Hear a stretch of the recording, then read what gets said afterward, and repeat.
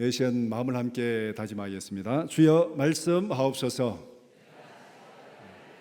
말씀대로 지켜 행하는 우리 모두가 되기를 축복합니다. 나눔지다 가지고 계시죠. 오늘 설교 제목이 무엇입니까? 마지막 결산을 준비하라. 마지막 결산을 준비하라. 12월 마지막 주 설교 제목으로 딱 맞는 그런 설교 제목입니다. 질문 1번 시작. 예수님께서 1년 뒤에 재림하신다면 남은 1년을 어떻게 활용하시겠습니까? 어떻게 활용하시겠습니까? 여러분 계획을 세워보시기 바랍니다. 아마 삶에 굉장한 긴장감이 감돌게 될 것입니다. 이 1년 어떻게 살아갈 것인가? 아마 적어도 어영부영 허송세월 하지는 않을 것입니다.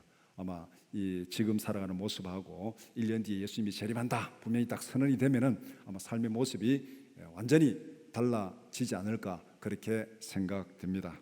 질문 2번 시작.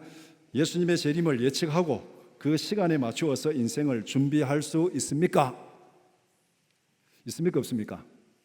없다. 왜? 예수님이 언제 재림할지 모르니까.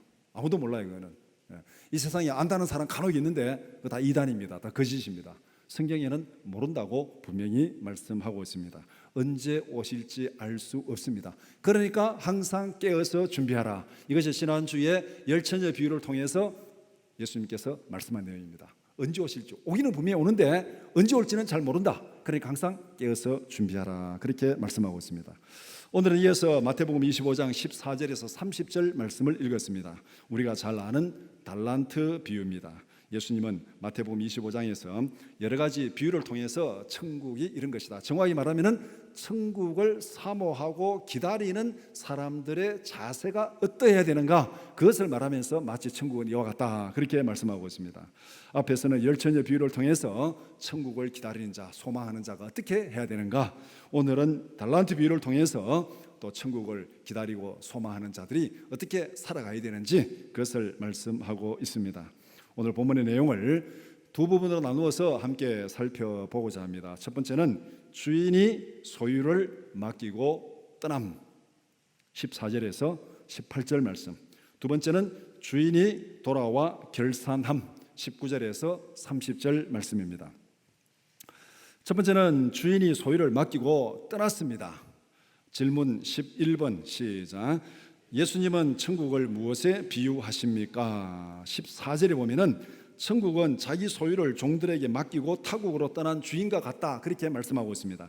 이 14절은 1절과 연결이 됩니다. 1절에 그때의 천국은 마치 등을 들고 이렇게 말하고 있고, 14절에 또 어떤 사람이 타국에 갈 때, 또 이 말은 앞에 1절에 있는 그때의 천국은 마치 등을 들고 열처녀 비유를 말하고 있고, 예수님께서 또 비유를 들면서 또 천국은 마치 이렇게, 천국은 마치가 여기에 생략되었다 그렇게 보면 됩니다. 그러니까 천국은 마치 어떤 사람이 타국에 갈 때에 그 종들을 불러서 자기 소유를 맡김과 같으니, 맡김과 같으니 천국은 마치 이와 같다. 천국은 자기 소유를 종들에게 맡기고 타국으로 떠난 주인과 같다. 소유를 맡기고 떠남은 예수님의 승천을 의미하고 있습니다. 실제로 예수님은 제자들에게 사명을 맡기시고 승천하셨습니다. 마태복음 28장 18절에서 20절 같이 보겠습니다. 시작. 예수께서 나와 말씀하여 이르시되 하늘과 땅의 모든 권세를 내게 주셨으니 그러므로 너희는 가서 모든 민족을 제자로 삼아 아버지와 아들과 성령의 이름으로 세례를 베풀고 내가 너희에게 분부한 모든 것을 가르쳐 지키게 하라. 볼지어다 내가 세상 끝날까지 너희와 항상 함께 있으리라 하시니라. 예수님께서 부활하시고 승천하실 때 떠나잖아요. 떠나는데 떠나면서 제자들에게 사명을 맡기고 있습니다. 내가 너희에게 분부한 모든 것을 가르쳐 지키게 하고 이 성부와 성자와 성령의 이름으로 세례를 베풀고 믿게 하라 그렇게 사명을 주셨습니다. 우리는 예수님의 승천과 재림 사이에 살고 있습니다. 우리가 지금 살아가는 이 역사적 상황은 예수님이 승천하셨고 천국으로 이제 타국으로 떠나셨고, 그 다음에 재림 사이에 다시 돌아오는 그 사이에 그때 우리에게 사명을 맡기고 예수님이 떠났습니다. 이 땅에 사는 동안 우리의 사명은 복음을 전하고 가르쳐서 죽어가는 생명을 살리는 것, 이것이 이 땅에 살아가는 우리 모두의 공통적인 사명입니다. 여기는 우리가 어떤 직업을 가졌든지 어떤 직장에 종사하든지 우리가 나이가 어떻든지 거기에 관계없이 우리 믿는 자들의 공통적인 사명이 바로 복음을 전하고 가르쳐서 그들을 하나님께로 인도하는 그 사명이 우리에게 주어져 있습니다. 그 사명을 수행하는 시간은 예수님이 승천하시고 재림하는 그 사이에, 언제 예수님이 재림할지는 모릅니다. 그 예수님이 재림하면은 우리의 사명은 이제 끝나고 결산하게 됩니다. 주님이 계획하신 역사라는 숲을 보고 내 인생이라는 나무를 보는 지혜가 필요합니다. 우리가 숲을 보고 나무를 봐야 전체 방향을 알고 큰 그림을 보잖아요. 근데 나무만 보고 숲을 못 보면은 방향을 잃어버립니다. 그러니까 인생을 살아가면서 이 역사라는 큰 그림, 역사성을 가져야 된다. 우리가 그런 말을 많이 합니다. 역사성, 역사를 보고 그 다음에 거기에 맞춰서 내가 지금 할 일이 뭔가, 내 개인의 나무를 보는 그런 영적인 지혜가 우리에게 필요하다. 그래서 예수님도 청기를 분별하지 말고 이 시대의 징조를 분별하라. 이것을 그렇게 말합니다. 시대의 징조를 분별하고 지금 내가 할 일이 뭔지를 분명히 깨닫고 행동하라. 그 말씀이 바로 역사라는 숲을 보고 나무라는 내 인생을 보라고 그렇게 말씀하는 것입니다. 질문 12번 시작. 주인이 종들에게 소유를 맡기는 기준은 무엇입니까? 기준이 뭡니까? 힘센 사람에게 많이 맡기고 약하게 태어난 사람에게 적게 맡기고, 그건 아니죠. 각각 그 재능대로 맡겼다. 어떤 사람에게는 5달란트, 어떤 사람에게는 2달란트, 어떤 사람이 1달란트. 우리가 받은 것은 사람들에 따라서 각각 다를 수도 있습니다. 누구에게 얼마를 맡길지는 하나님이 결정하시는 거예요. 내가 결정하는 것 아닙니다. 우리가 살아가다 보면 그런 사람이 있잖아요. 어떤 사람은 얼굴도 잘생겼어, 몸매도 좋아, 키도 커, 공부도 잘해, 노래도 잘해, 거기에다가 부모도 잘 만났어.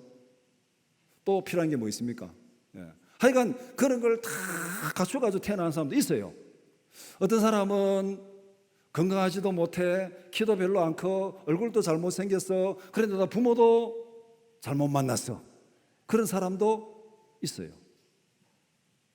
하나님이 참 불공평하다, 우리는 그렇게 생각될 때가 있습니다. 그러나 우리가 분명히 알 것은 하나님이 얼마나 맡기냐, 많이 맡기냐, 적게 맡기냐, 그는 하나님이 알아서 하실 일입니다.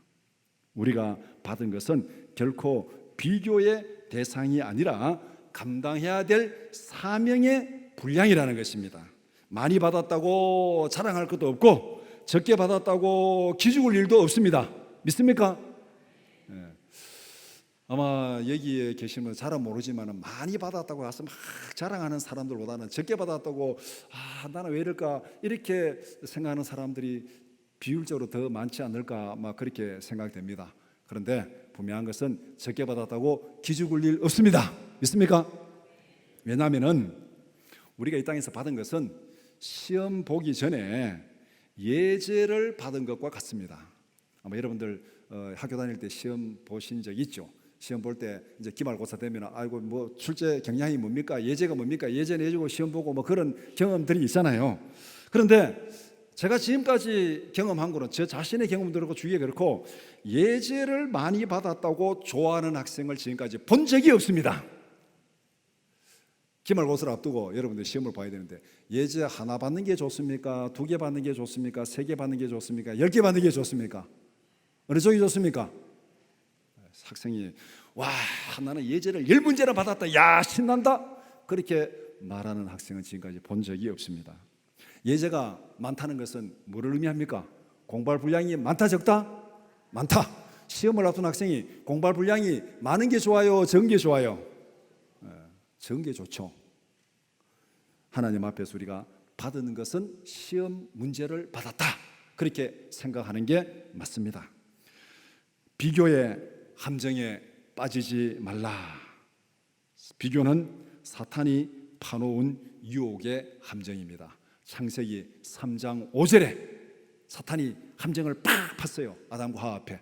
너희들이 선악과를 따먹으면 하나님과 같이 되리라.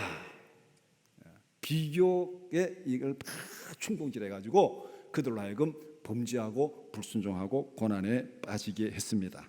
비교의 함정에 빠지는 순간에 인생의 본질을 잃어버립니다. 아담과 하와가 하나님 앞에서 인생의 본질을 잃어버렸어요. 그는 하나님의 대리자로서 하나님의 청지기로 살아가야 되는데 비교의 함정에 빠져서 유혹에 빠지는 순간에 그들의 본질은 잃어버리고 비난하고 정죄하고 결국은 자기 학대에 빠지는, 우리가 다른 사람과 비교하면 나는 왜 이럴까? 나는 왜 이럴까 하다도 그 다음에 어떻게 됩니까? 그 사람은 이래서 그런 거야 저렇게 해서 그런데 뭐 저거 막 비난하고 막 그렇게 하잖아요. 그렇게 해가지고 나중에는 결국은 그 자체가 자기를 괴롭히는 일이 되는 거예요. 자기를 괴롭히는 일이 되는 거예요. 제가 대학 다닐 때 이런 기억이 있습니다. 제가 대학교 2학년 때인데 우리 제가 인문계열에 굉장히 예쁜 여학생이 하나 입학을 했습니다. 그래가지고 막 소문이 막 돌았어요. 와, 굉장히 예쁜 여학생이 하나 입학을 했다고. 그래서 막 그 1학년, 2학년들이 그 수업 마칠 때쯤 되면 그 교실에 가가지고 얼마나 예쁜지 구경하고 그랬습니다. 실제로 그런 일이 있었어요. 그런데 몇 달 지나고 나니까 어떤 말이 나냐면, 그런데 그 학생이 진짜 잘생겼는데 몸매는 별로 안 예쁘더라. 이제 몸매는 별로 안 예쁘더라. 이제 흠집을 찾아가지고 이제 위로를 받겠다는 얘기인지 모르지만은 실제로 처음에는 이게 비교하고 나는 왜 이렇게 하다 그 다음에 좀 더 지났으면은요, 그 다음에 비난하고 정죄하고 그 비교를 통해서 결국은 자기 자신을 괴롭히는, 이제 비교 함정에 빠지는 잘못입니다. 비교의 함정에 빠지지 말고 오직 자신이 받은 사명에 집중하는 우리 모두가 되기를 축복합니다. 남의 떡이 늘 커 보입니다. 그러나 그 집에 가도 똑같은 고민이 있어요. 우리 집만 있는 게 아닙니다. 지붕 뚜껑 열어보면 똑같아요. 천석구는 천 가지 걱정이 있고 만석구는 만 가지 걱정이 있습니다. 신경 쓰지 말고 내가 힘들면 다른 사람도 힘들다 생각하고 하나님 앞에서 내가 받은 사명이 무엇인가 거기에 집중하는 것이 우리가 인생을 바로 살아가는 방법입니다.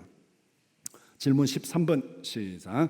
종들에게 소유를 맡기는 주인의 의도는 무엇입니까? 16절에서 18절 말씀. 적어도 두 가지는 생각할 수 있습니다. 첫 번째는 맡은 것을 잘 활용하라. 이것은 더 이상 말할 필요도 없습니다. 하나님 나라를 위해서 받은 재능을 잘 활용하라. 우리가 활용하는데도 방향이 중요하잖아요. 무엇을 위해서 활용할 것인가? 하나님의 나라를 위해서 활용하라. 하나님의 나라를 위해서. 그래서 이 앞에 있는 말씀이 뭡니까? 너희는 먼저 그의 나라와 그의 의를 구하라. 우리의 인생에 제일 중요한 것은 하나님의 나라를 위해서. 이것이 주기도문의 앞에 세 가지. 이름이 거룩히 여김을 받으시오며 나라가 임하옵시며 뜻이 하늘에서 이루어진 것이 땅에서 이루어지게 달라는, 이것이 우리가 모든 것을 활용해야 되는 대전제 조건이고 목적이고 방향입니다. 그래서 너희는 먹든지 마시든지 무엇을 하든지 하나님의 영광을 위해서 하라. 우리가 이제 이 맡긴 주인의 의도는 첫 번째는 하나님의 나라를 위해서 잘 활용하라, 이렇게 해서 맡겼습니다. 그 다음에 두 번째는 종들에게 더 많은 은혜를 주기 위해서 기회를 주신 것입니다. 이거는 오늘 이 달란트 비유를 잘 읽어보면 이게 딱 드러납니다.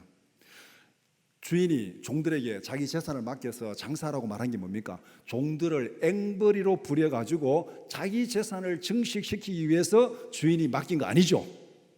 주인은 종들에게 더 많은 것을 나누어 줄 기회를 찾기 위해서 맡긴 겁니다.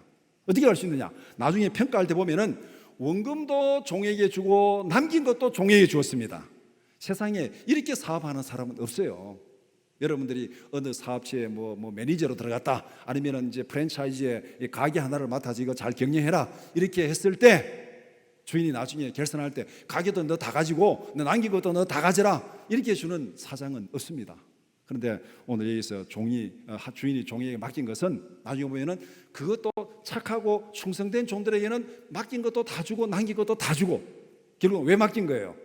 이 사람이 착한지 착하지 않은지 충성된지 게으른지를 분별해 가지고 착하고 충성된 자들에게는 더 많은 것을 주기 위해서 그 기회를 주신 것이 하나님께서 맡긴 것입니다. 뿐만 아니라 천국의 즐거움에 당당하게 참여할 수 있는 기회를 주신 거예요.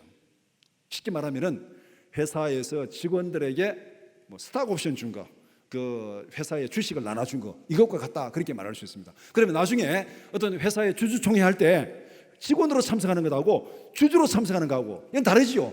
주주에게는 권한이 있잖아요. 권한이. 잘은 모르지만 주주에게는 그 의사결정 권한이 있습니다.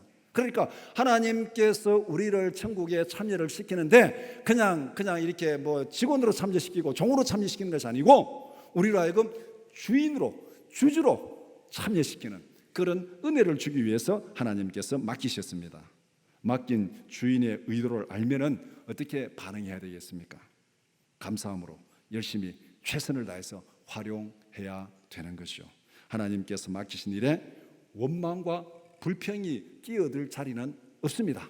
하나님의 의도를 바로 알면은, 이런 의도를 알면은 하나님이 내게 무엇을 맡겼든지 하나님 감사합니다, 이 일을 통해서 하나님이 약속하신 큰 은혜가 준비된 줄 믿습니다 하고 감사함으로 그 일을 감당해야 돼요. 힘들면 힘들대로, 어려우면 어려움대로, 즐거우면 즐거움대로 감사함으로 그 일을 감당하는 것이 우리가 할 일입니다. 그런데 하나님 내게는 왜 이런 걸 맡겼습니까? 나는 왜 이렇게밖에 안 됩니까? 원망과 불평을 한다는 것은 하나님의 뜻을 모르기 때문에 그런 거예요. 맡기신 하나님의 의도를 모르기 때문에 그렇습니다. 하나님의 의도를 알면은 우리는 감사함으로 하나님 앞에 일을 감당할 수 있습니다. 제가 옛날에 미국에 있을 때 간증들은 굉장히 충격적인 간증을 들은 것이 아직까지 제게 충격인데, 어떤 분이 가정의 달에 아이를 입양해 가지고 이제 간증을 하는데 둘을 입양을 했습니다. 그런데 그 입양한 애가 흔히 말하는 이 건강하고 똑똑한 애가 아니에요. 중증 장애인을 입양을 했습니다. 그런데 그 애를 데리고 와서 이제 이 강대상 위에 애를 놓고 이제 간증을 하는데, 애가 휠체어에 앉아가지고 가만히 있지를 못해. 계속 이렇게 하고 있습니다. 그러니까 얼마나 중증인지를 이해하시죠. 그 아이를 입양했는데 그것도 중국에서 온 애예요. 중국에서 온 애를 입양했는데 그 하나를 입양하고 자기 하나를 더 입양했다는 거예요. 이해가 안 되죠. 우리로서는. 저도 그 충격이 너무 커서 도저히 자신이 없습니다. 그런데 하나를 입양하고 왜 하나를 더 입양했냐, 그 이유를 설명하는데, 그 중증장애를 하나 입양하고 보니까 이 아이는 누군가의 도움이 없으면 이 세상에서 하루도 살아갈 수 없다는 거예요. 하루도 살아갈 수 없다. 이 아이도 하나님이 주신 생명인데 누군가의 도움이 없으면 하루도 살아갈 수 없다. 그렇다면 나는 건강하고 그래도 먹고 살만하고, 그러니까 이런 아이를 하나 더 입양해가지고 내가 하나님 대신으로 이 아이를 돌봐야 되겠다. 그 사명감으로 중증 장애인을 둘을 입양을 했다고 그렇게 간증을 한 것을 들었습니다. 정말 대단한 믿음이고 대단한 인생이고 대단한 사명이 아니겠습니까? 우리가 하나님 앞에 받은 것이 무엇인가? 때로는 우리가 태어나면서 굉장히 약골로 태어날 수 있습니다. 또 우리가 살아가면서 여러 가지 안 좋은 환경을 만날 수도 있습니다. 또 살아가면서 정말 자식 중에도 골동 자식을 만날 수 있습니다. 원망이 될 수도 있고 불평이 될 수도 있습니다. 원망하고 불평한다고 그 환경이 달라집니까? 달라지지 않습니다. 우리는 하나님 앞에, 하나님 내게 왜 이런 환경을 맡기셨습니까? 하나님의 의도를 물어야 되는 것이고, 하나님 내가 이 환경에서 내가 할 일이 무엇입니까? 하나님 내게 원하시는 삶이 무엇입니까? 그것을 묻고 기도하며 그 삶을 살아가는 것이 하나님 앞에서 복된 삶인 줄 믿습니다. 하나님의 마음을 바로 깨닫고 하나님의 뜻을 이루어가는 삶이 되기를 축복합니다. 데살로니가전서 5장 16절에서 18절 시작. 항상 기뻐하라, 쉬지 말고 기도하라, 범사에 감사하라, 이것이 그리스도 예수 안에서 너희를 향하신 하나님의 뜻이니라. 항상 기도하면서, 쉬지 말고 기도하면서 하나님의 뜻이 무엇인지를 분별하고 거기서도 기뻐하고 감사하는 우리 모두가 되기를 축복합니다. 금방은 안 되지만 우리가 그렇게 되도록 늘 하나님 앞에 발버둥 치고 그렇게 노력하는 것이 우리가 달려가는 방향이고 달려가는 삶입니다. 두 번째는 주인이 돌아와 결산함입니다. 질문 21번 시작. 주인이 타국에서 돌아온 것은 무엇을 상징합니까? 예수님의 재림을 상징합니다. 19절은 히브리서 9장 27절과 내용상 일치합니다. 마태복음 25장 19절 시작. 오랜 후에 그 종들의 주인이 돌아와 그들과 결산할세. 돌아와 만났지요. 결산합니다. 히브리서 9장 27절 말씀 시작. 한 번 죽는 것은 사람에게 정해진 것이요 그 후에 심판이 있으리니. 예수님이 재림해서 우리가 예수님을 1대1로 만나든지 우리가 죽어서 예수님을 1대1로 만나든지 그때는 우리가 결산할 때입니다. 무엇을 맡았든지 맡은 것에 대해서 결산하는 것은 너무나도 당연한 것입니다. 우리가 어떤 모임에서, 그것이 뭐 동창회든 친목회든 전도회든 어떤 모임에서 회계를 맡았습니다. 그러면은 연말에 가지고 회계가 끝날 때 결산 보고 합니까 안 합니까? 결산 보고 해야 되죠. 예. 맡은 것에 대해서 결산 보고하는 것은 너무나도 당연한 것이에요. 하나님께서 우리에게 많은 것을 맡기셨습니다. 우리는 하나님의 선물을 맡아서 관리하는 청직입니다. 우리가 소유주가 아닙니다. 우리는 맡아서 관리하는 청직입니다. 왜? 요 시간이 끝나면 다 반납해야 돼요. 소유주는 영원히 소유해야 되는데 우리 영원히 소유한 게 없습니다. 우리의 건강도, 우리의 생명도, 우리의 재산도, 가족도, 자식도 모든 거 다 우리의 소유가 아니에요. 어떤 시간이 딱 지나면 다 반납해야 됩니다. 그러니까 우리가 청직입니다. 그 맡은 기간 동안만 우리가 잘 관리하면 돼요. 이 생각을 우리가 분명히 잘 가지고 있어야 됩니다. 우리는 하나님 앞에서 맡은 것을 관리하는 청직이다. 주님이 다시 오실 때 결산하는 것은 너무나도 당연한 것입니다. 잘 활용한 사람은 칭찬을 들을 것이고 잘못 활용한 사람은 꾸중을 들을 것입니다. 예수님이 재림하시는 날은 우리의 인생을 결산하는 날입니다. 알곡과 쭉정이를 분리하는 날입니다. 질문 22번 시작. 5달란트와 2달란트 받은 종은 어떤 평가를 받았습니까? 21절, 23절 거기 보면은 많은 칭찬과 선물과 엄청난 영광을 보상으로 받았습니다. 21절 우리 같이 보겠습니다. 시작. 그 주인이 이르되 잘하였도다 착하고 충성된 종아 내가 적은 일에 충성하였으며 내가 많은 것을 내게 맡기리니 내 주인의 즐거움에 참여할지어다. 칭찬 잘하였도다. 많은 선물 원금과 남긴 것을 전부 받았습니다. 적은 일에 충성했으니까 많은 것을 맡기리라. 5 플러스 5, 2 플러스 2 원금과 남긴 거 다 받았습니다. 엄청나게 많은 것을 받았죠. 주인의 의도가 결국은 뭡니까? 맡긴 것은 더 많이 주기 위해서 맡긴 거예요. 오늘 우리에게도 마찬가지인 줄 믿습니다. 하나님께서 내게 뭔가를 맡긴 것은 더 많이 주기 위해서 맡긴 줄 믿습니다. 그 다음에 엄청난 영광을 주셨습니다. 내 주인의 즐거움에 참여할지어다. 이제는 종이 아니에요. 이제는 주인과 어떻게 보면 동급으로 같은 자리에, 잔치 자리에 앉아서 영광을 누릴 수 있는 주주로서 참여하게 하는 그런 은혜를 주셨습니다. 이들이 이렇게 좋은 평가를 받은 이유가 무엇입니까? 두 가지입니다. 착하게 행동했기 때문에. 착하게 행동했다는 것은 주인이 원하는 대로 순종했습니다. 이 땅에 우리가 살아가는 질서는 똑같습니다. 예수를 믿는 사람이나 믿지 않은 사람이나 구원받은 사람이나 구원받지 못한 사람이나 살아가는 질서 구조는 똑같습니다. 사계절이 있고 밤낮이 있고 뭐 이렇게 이 구조가 다른 것도 다 똑같습니다. 같은 도시에 같은 교통신호 체계에 같은 자동차를 타고 그렇게 같은 구조 안에 살아갑니다. 그런데 거기에는 영적으로 두 가지 방향이 있습니다. 하나는 하나님 앞에 순종하는 방향이고 하나는 하나님 앞에 불순종하는 방향입니다. 우리의 모든 삶 속에 이 두 방향이 존재합니다.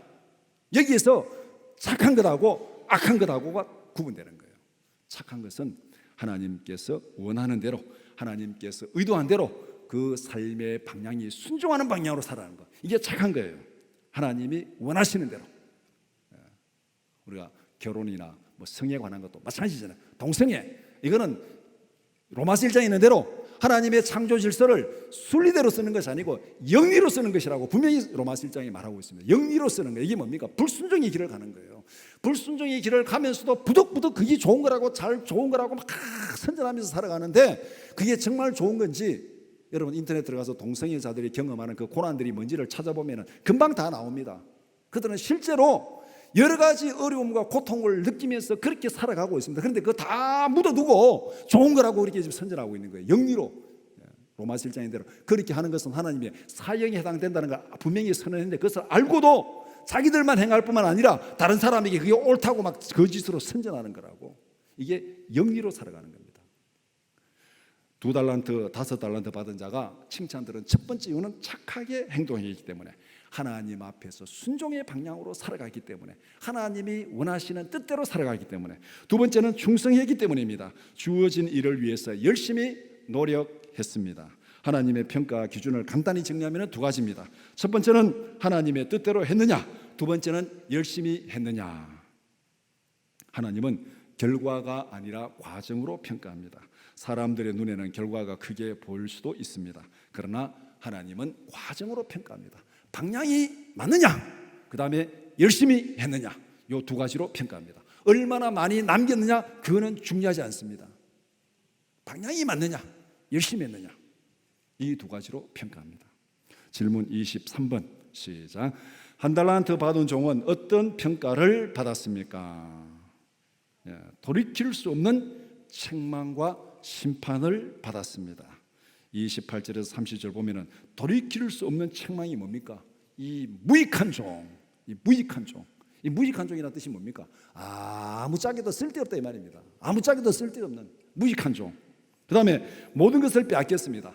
받았던 한 달란트조차도 빼앗겼습니다. 주인이 그 원금은 그냥 주는 게 아니에요. 그 원금도 주인 것이니까 회수하는 겁니다. 제대로 활용 못하기 때문에 너에게는 맡겨둘 이유가 없다, 회수하는 거예요. 그러니까 받았던 것조차도 빼앗겼습니다. 그 다음에 영원한 심판을 받았습니다. 바깥 어두운 데로 쫓겨나서 거기서 슬피 울며 이를 갈리라. 영원한 지옥의 형벌을 바라고 있습니다. 한 달란트 받은 자가 이런 최악의 평가를 받은 이유가 무엇입니까? 첫 번째는 악하게 행동하기 때문에 하나님께서 시키는 대로 하지 아니하고 자기 마음대로 했습니다. 순종하지 아니하고 불순종했습니다. 순리로 하지 아니하고 영리로 했습니다.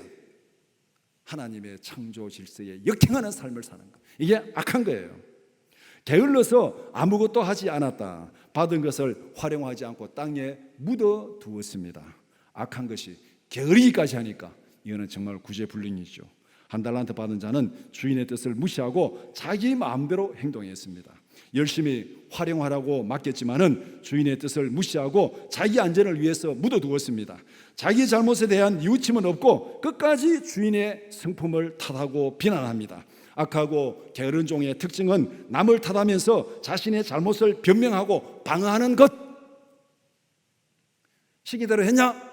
했습니다. 이걸로 끝이에요. 착한 종은 이걸 끝입니다. 시킨 대로 했냐? 했습니다. 끝이에요. 그런데 악한 종은 어떻습니까? 시킨 대로 했냐? 그래 뭐라 그럽니까?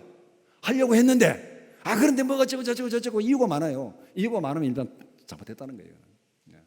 잘못한 자들이 이유가 많고 그 다음에는 남을 탓하게 되고 나는 옳은데 남이 잘못돼가지고, 나는 옳은데 하나님이 잘못됐어, 나는 옳은데 국가가 잘못됐어, 사회가 잘못됐어, 법이 잘못되었어. 모든 것을 탓하고 자기 변명하고 자기 방어하는 것. 하나님 앞에서는 악하고 게으른 종의 변명은 통하지 않습니다. 하나님이 주셨고 하나님이 평가하시고 하나님께서 선물을 주실지 심판을 하실지는 하나님이 결정하는 겁니다. 하나님 앞에서 우리가 올바른 평가를 받는 우리 모두가 되기를 축복합니다. 말씀을 정리해 봅시다. 우리가 가진 모든 것은 하나님께로부터 받은 것입니다. 하나님께로부터 받지 않은 것은 아무것도 없습니다. 야고보서 1장 16절 17절 시작. 내 사랑하는 형제들아 속지 말라. 온갖 좋은 은사와 온전한 선물이 다 위로부터 빛들의 아버지께로부터 내려오나니 그는 변함도 없으시고 회전하는 그림자도 없으시니라. 많이 받았느냐 적게 받았느냐는 중요하지 않습니다. 많이 받았다고 자랑할 일도 없고 적게 받았다고 열등감에 빠질 일도 없습니다.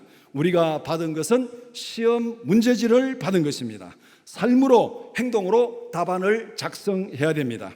하나님께서 맡기신 문제에 인생의 답안지를 작성하는 원칙은 두 가지입니다. 첫 번째, 하나님의 의도를 깨닫고 그 뜻에 맞게 행동하라. 시험을 보는 사람이 제일 중요한 게 뭡니까? 출제자의 의도가 뭔지를 알아야 되죠. 출제자의 의도가 뭔가, 도대체 이 문제를 낸 출제자의 의도가 뭐냐, 그것을 알고 핵심을 집어야 점수를 제대로 받잖아요. 그러니까 출제자의 의도를 안다는 것은 인생의 방향을 바로잡는 거예요. 하나님 앞에 순종하는 방향이 있고 하나님 앞에 불순종하는 방향이 있고, 창조 질서의 순리로 살아가는 방향이 있고 창조 질서의 영리로 살아가는 방향이 있습니다. 하나님이 출제하신 의도에 맞게 방향을 바로잡으라. 이것이 첫 번째 원칙입니다. 그 다음에 두 번째는 맡겨진 일에 몸과 마음과 뜻과 정성을 다하여 충성하라. 시험 문제 출제자의 의도를 알았으면 그 의도에 맞게 논리적으로 자기 지식을 잘 활용해가지고 답안지를 잘 작성해야 되죠. 그런데 출제자의 의도는 알았습니다. 이거지요 하고 한 문장으로 딱 답안을 썼습니다. 그러면 점수를 잘 받겠어요? 못 받겠어요? 잘 못 받습니다. 자기의 모든 걸 다 동원해 가지고 충실하게, 성실하게, 열심히 잘 작성해야 됩니다. 그래서 하나님 앞에 우리의 인생의 답안을 작성하는 원칙은 두 가지. 첫 번째, 하나님의 의도대로, 그 다음에 열심히 하라.